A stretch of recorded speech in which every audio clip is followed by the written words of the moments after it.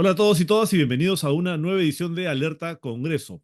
Como es costumbre, estamos con Rodolfo Reina de Observatorio Legal para hacer el análisis de la norma de hoy. Hola Rodolfo, ¿qué tal? Hola, buenos días a todos los amigos de Epicentro y bueno, reencontrarnos después de un paréntesis, De un receso legislativo, ¿no? Ya el de un Congreso, receso legislativo. así es, el Congreso ya retomó sus funciones, ya se están instalando las comisiones y ya empezó la nueva lluvia de proyectos de ley. Entonces, hoy vamos a hacer un dos por uno, Rodolfo. Primero, te propongo analizar el proyecto de resolución legislativa que ha presentado Marta Moyano de Fuerza Popular. ¿Qué plantea este proyecto de ley? Es un proyecto de resolución legislativa, perdón, para modificar el reglamento del Congreso, que plantea la suspensión temporal del presidente de la República por incapacidad física y delitos graves que ameriten una investigación preparatoria luego de haber concluido la etapa de investigación preliminar en el Ministerio Público. Ahora, no por cualquier delito, ¿no? Se establecen delitos cometidos contra la administración pública o el patrimonio del Estado, tráfico ilícito de drogas, terrorismo y los delitos cometidos por organizaciones criminales.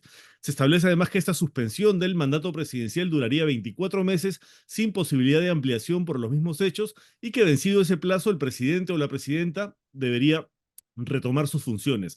Además, la suspensión, dice este proyecto, no es impedimento para pedir la vacancia por incapacidad moral permanente por los mismos hechos si son confirmados por las investigaciones posteriores y demuestran su permanente incapacidad moral. A ver, ¿qué te parece este proyecto, Rodolfo? Y además, ¿cómo engrana con lo que dice la Constitución respecto a la figura presidencial? Porque el presidente de la República puede ser sometido a antejuicio por la comisión de delitos y a juicio político por infracciones constitucionales y además está protegido por la inmunidad presidencial salvo en casos puntuales, ¿no? Establecidos en el artículo 117 de la Constitución.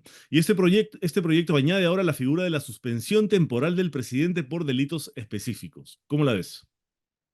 Bueno, creo que de manera general lo ideal hubiera sido que se apunte hacia una reforma constitucional que amplíe los supuestos o los delitos en los que el presidente de la República en ejercicio puede ser procesado penalmente. Y como bien tú has dicho, el presidente de la República goza de una inmunidad presidencial y solamente puede ser procesado durante el ejercicio de su mandato por determinados delitos que están establecidos puntualmente en el artículo 117 de la Constitución Política.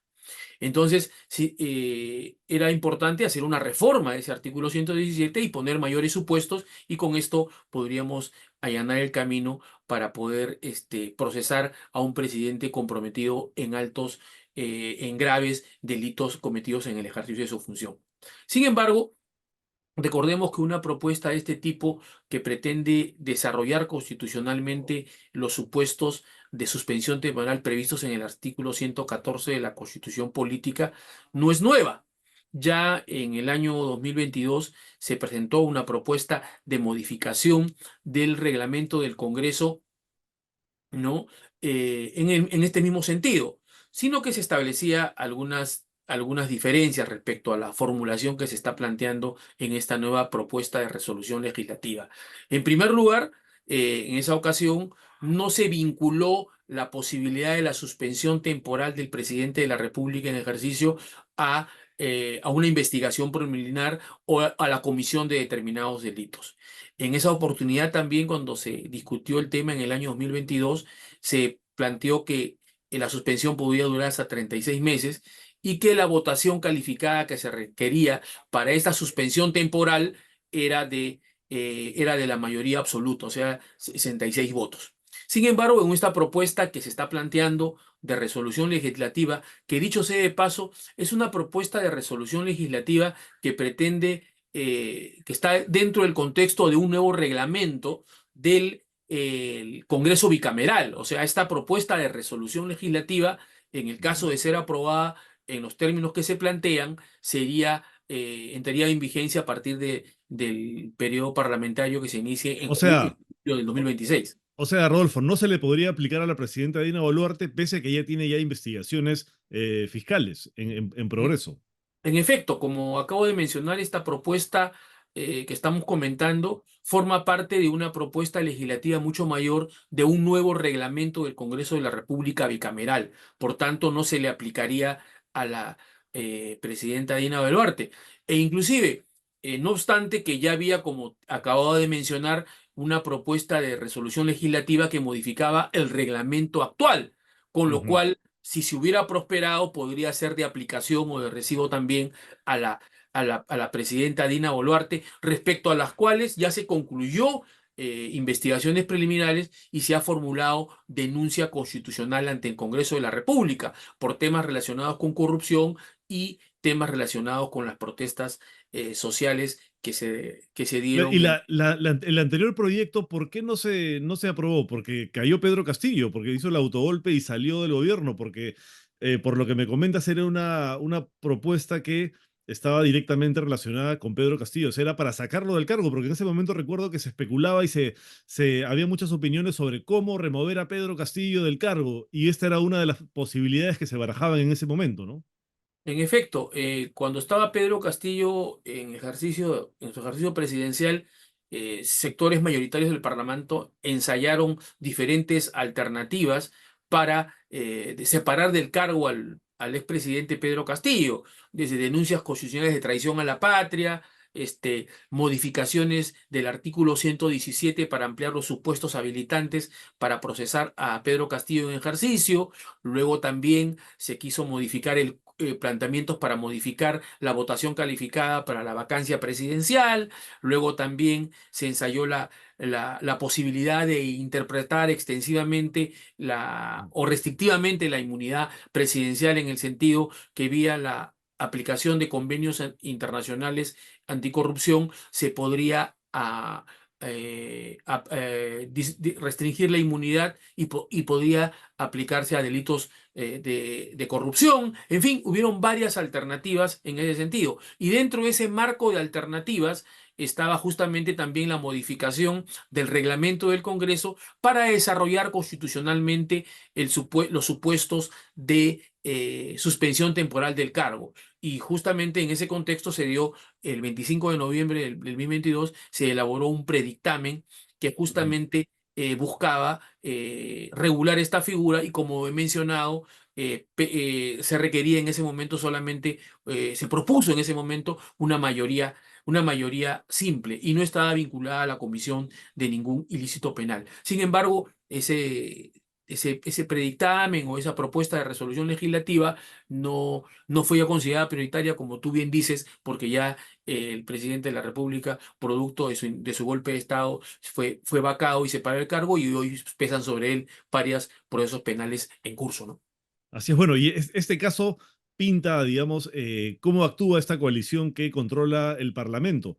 Hacen un proyecto para Pedro Castillo con nombre propio, pero como Pedro Castillo comete un autogolpe ya no es necesario, no se aprueba y ahora se presenta uno nuevo en el mismo sentido para suspender al presidente o a la presidenta, pero que se aplique al siguiente presidente, no a la presidenta Dina Boluarte, porque hay una alianza clara entre el Congreso y el Ejecutivo. El Congreso le interesa sostener a Boluarte porque es un acuerdo de reciprocidad. Y ahora quiero que vayamos al siguiente proyecto de resolución legislativa también, que es de Valdemar Cerrón y que ha sido objeto de mucha polémica estos últimos días, porque plantea crear una comisión ordinaria en el Congreso encargada de la fiscalización de jueces y fiscales, o sea, para que el Congreso pueda fiscalizar a jueces y fiscales, un proyecto que se sustenta en la desaprobación de los operadores de justicia que muestran las encuestas, porque por ejemplo el 85% no confía en la Corte Suprema y el 73% no confía en la Fiscalía de la Nación según una encuesta de Datum.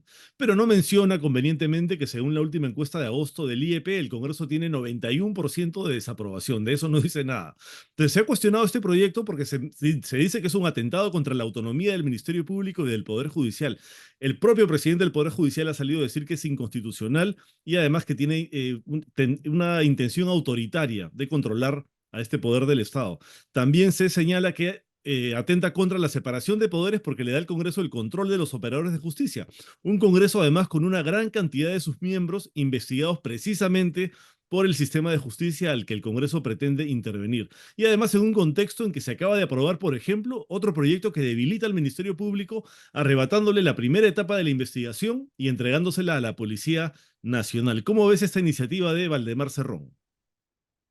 Bueno, en principio creo que la propuesta de modificación del reglamento para crear una, una comisión ordinaria para fiscalizar a jueces y fiscales debe ser ubicada en un contexto mayor.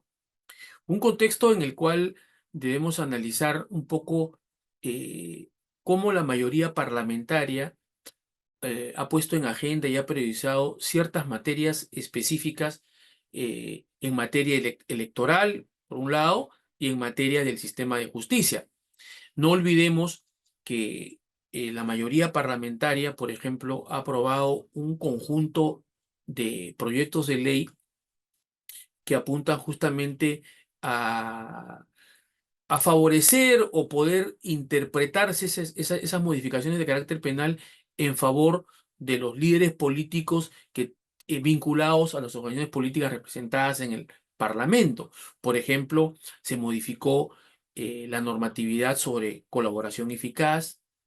Luego se modificó la tipificación sobre crimen organizado, ¿no? Luego se modificó también las reglas sobre la prescripción de la acción penal, ¿no? Se ha modificado también el tema de descriminalizar a las organizaciones políticas para, no, para evitar las consecuencias accesorias cuando se utiliza estas organizaciones políticas como instrumentos o medios de comisión de delito. También se aprobó una propuesta para, para modificar o relativizar los procedimientos de extinción de dominio, etcétera. Entonces vemos que hay una serie de modificaciones de legislación penal que de alguna manera tienden a favorecer o ser utilizadas por líderes políticos que se encuentran representados en el Parlamento. Entonces, en este contexto es que debemos ubicar esta propuesta de modificación del reglamento del Congreso en el sentido de crear una comisión ordinaria encargada de fiscalizar a jueces y fiscales.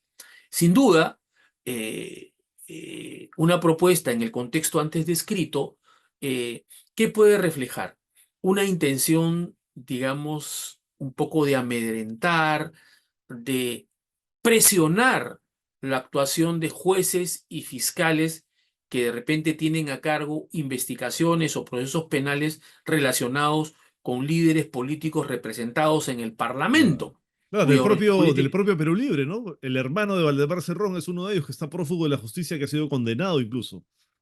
entonces no nos extrañaría que de prosperar la creación de esta comisión ordinaria encargada de fiscalizar a jueces y fiscales, este, no sería extraño visualizar la comparecencia de jueces y fiscales que estén investigando casos vinculados a líderes políticos o inclusive congresistas que están investigados o procesados eh, por la comisión de delitos. Entonces sería un mecanismo de persuasión, de presión a estos magistrados del Poder Judicial y Ministerio Público para que no puedan ejercer su función con la debida independencia con la que deben realizarlo. Entonces, va a ser una espada de Damocles como ellos. Recordemos que inclusive el reglamento actual tiene normas muy precisas respecto a la obtención de información respecto a procesos judiciales en trámite. Ha habido mucha casuística respecto a relaciones de tensión, respecto a comisiones parlamentarias, sea la comisión de fiscalización o sea las comisiones investigadoras, respecto a la comparecencia de fiscales o jueces respecto a investigaciones que se vienen realizando, porque sin duda estas comparecencias ante estas comisiones investigadoras o comisiones, la comisión de fiscalización actual o eventualmente la comisión de fiscalización especial encargada de la fiscalización de jueces y fiscales, tendrían ciertos niveles de tensión respecto a la información sensible que puede tener un fiscal o que conoce una investigación de un alto funcionario público o de Ujú. un líder político, porque recordemos que esta información puede develar y afectar, develar la estrategia de investigación fiscal o eventualmente información que tenga carácter reservado por la naturaleza mixta de investigaciones fiscales. De allí que siempre ha habido una situación de tensión entre esta concurrencia de fiscales encargados de investigaciones ante las comisiones parlamentarias, que Ujú, obviamente, sin duda, no hay que dejar de desconocer que las comisiones parlamentarias y especialmente las comisiones investigadoras tienen funciones de fiscalización y por tanto a las cuales deben reportarse todos los funcionarios públicos. Sin duda, en el caso de los fiscales que tienen a cargo de investigación, la información que pueden compartir con esas comisiones parlamentarias debe estar armonizada en principio con la reserva de investigación y con el develamiento de las estrategias de investigación que pueda tener la Fiscalía. Y generalmente las informaciones que los fiscales dan ante estas comisiones parlamentarias, sean comisiones investigadoras o comisiones ordinarias que realizan sus funciones de fiscalización, sin duda están muy acotadas a una información de carácter procesal, ujú. procedimental, aunque muchas veces las preguntas de los integrantes, de los parlamentarios integrantes de estas comisiones ordinarias o de investigación, muchas veces van al emplazamiento o la obtención de información que puede ser sensible y puede develar las estrategias de investigación de la Fiscalía. Por eso creo yo que una comisión de esta naturaleza, enfocada en los funcionarios del sistema de justicia, sin duda nos produce una llamada de atención, una llamada de alerta, porque sin duda puede ser mal utilizada bajo la justificación o bajo la función constitucional que tienen los congresistas a través de comisiones ordinarias o comisiones de investigación de fiscalizar a todo funcionario público, pueden convertirse en un mecanismo de presión y de afectación a la independencia con la que deben actuar los fiscales y jueces, ¿no? Ujú. Ahora, yo tengo una hipótesis que quisiera compartir contigo para que me des tu opinión, porque justamente en las últimas semanas, a raíz de leyes inconstitucionales que ha estado aprobando el Congreso, la más emblemática es la llamada ley de impunidad, ¿no? Que ordena la prescripción de delitos de lesa humanidad cometidos antes del año 2002. Se estaba comentando que una de las alternativas, una de las salidas para que, digamos, no se aplique la impunidad, era que justamente los jueces y fiscales decidieran inaplicar esta norma. Por ejemplo, los jueces tienen el control difuso o el control de convencionalidad. Entonces, ¿no crees que este proyecto más bien también pretende ejercer presión sobre jueces y fiscales para que apliquen de todas maneras normas como la ley de impunidad y otras que ha aprobado el Congreso y que algunos jueces y fiscales podrían ser reticentes a aplicar? Bueno, sin duda, ¿no? El hecho de crear una comisión ordinaria de carácter permanente, abocada a la fiscalización de la actuación de jueces y fiscales, sin duda es un espacio en el cual los congresistas, que son funcionarios políticos y que hacen una evaluación política de las actuaciones funcionariales de todos los funcionarios públicos, sin duda pueden ser un mecanismo de presión para que, digamos, los jueces y fiscales apliquen las leyes bajo los criterios de interpretación que, que los parlamentarios mayoritariamente entienden, ¿no? Y recordemos que no es que el Parlamento está asumiendo que los criterios de interpretación que ellos tienen son los vinculantes y recordemos, por otro lado, que inclusive ha habido denuncias de infracciones constitucionales, denuncias de carácter constitucional respecto a criterios de interpretación que ha tenido la administración, fiscales, etcétera, distintos a los que entiende el Congreso de la República y que ha merecido sanciones de carácter política por parte del Parlamento. Entonces yo creo que sí, eso puede ser utilizado como un mecanismo de forzar a los fiscales y jueces a actuar de acuerdo a los criterios de interpretación que puedan tener los congresistas. Y debiendo anotar, o sumado a ello, hay que tener en cuenta lo siguiente, ¿no? Que si bien es cierto, las leyes pueden ser interpretadas por el Parlamento, por los abogados litigantes, etcétera. Sin embargo, las interpretaciones técnicas y vinculantes son las que hace el Poder Judicial y la justicia constitucional a través del Tribunal Constitucional. Son las interpretaciones, digamos, vinculantes y que Ujú. tienen un carácter técnico jurídico, ¿no? Porque las interpretaciones o valoraciones que hacen los congresistas son valoraciones de carácter político, ¿no? ¿No? Entonces yo creo que por ahí siempre será un riesgo y por eso que me parece un poco impertinente, inoportuno en el contexto actual adelantar que las creaciones de estas comisiones, cuando las comisiones de fiscalización o las comisiones ordinarias, en el contexto de su función de fiscalización, pueden realizar esta labor. Y más aún cuando la realizan también en el contexto de las comisiones investigadoras, si es que advierten alguna inconducta funcional de un juez o fiscal en el ejercicio de sus funciones. Obviamente en las conclusiones de los informes hacen las conclusiones y recomendaciones necesarias para que se activen los procedimientos de sanción administrativa, de investigación penal, que puedan también ser sujetos los jueces y Ujú. fiscales, porque recordemos que los jueces y fiscales, al igual que cualquier otro funcionario público, puede incurrir en responsabilidades administrativas, penales, económicas, etcétera. Ujú. Bueno, este proyecto es otro intento por inclinar la balanza del poder a favor del Congreso, ¿no? Ya en la relación con el Ejecutivo, por ejemplo, ahora están empoderados, ¿no? Han quitado, digamos, cada vez es más difícil, por ejemplo, que el presidente disuelva el Congreso, es casi imposible, pero sigue siendo igual de fácil, por ejemplo, vacar al presidente. Entonces el Congreso tiene más poder que el Ejecutivo en ese sentido y ahora va hacia otros poderes también con la intención de capturarlos y controlarlos. Entonces, un Congreso que se considera el primer poder del Estado, con ese cuento vienen promoviendo una serie de normas que más bien lo que hace es acumular poder y atentar justamente contra la separación y el equilibrio de poderes, ¿no? Que es una de las cosas básicas y elementales de toda democracia. Muchísimas gracias, Rodolfo, por la entrevista de hoy. Muy amable. Muy amable y gracias a ti, siempre a disposición de ustedes. Gracias, Rodolfo, y hasta la próxima edición de Alerta Congreso. Nos vemos. Chao.